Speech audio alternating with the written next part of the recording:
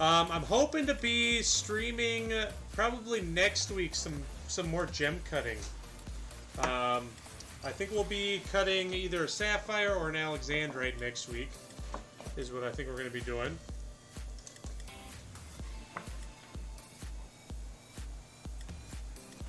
Alright, so if we're going to be putting solder here,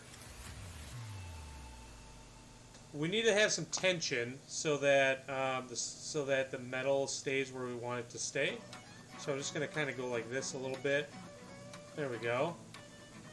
We're going to go like this, and we're going to solder from underneath. Now, why this is so risky a little bit is because, number one, we want to use hard solder because the crown is soldered in with easy solder.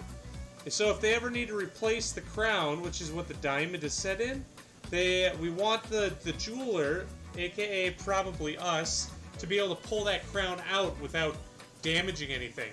So by using hard solder to repair the spot next to where the easy solder is, it'll make it easier to pull that crown out without the whole ring just going whoop.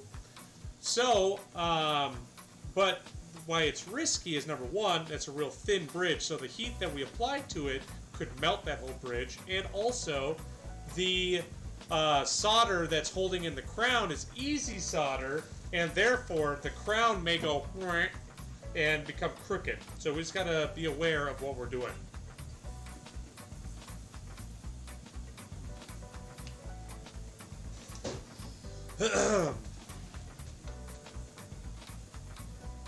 Okay, so as always, we're gonna put some flux in there.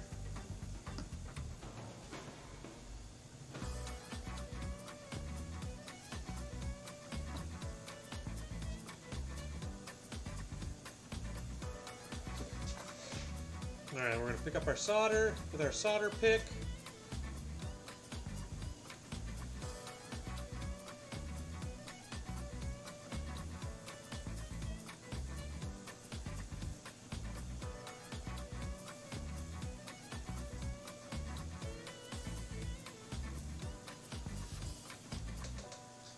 There we go. So now we'll let that cool down.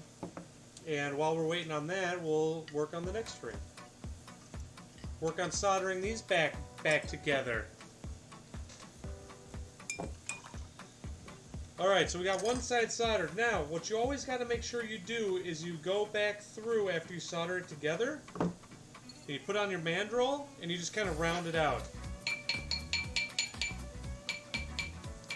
So we want to make sure that we round this thing out because when we're heating up the metal, it makes it a little more malleable, and so when we have the tweezers pulling it apart, it's going to make it want to go oval.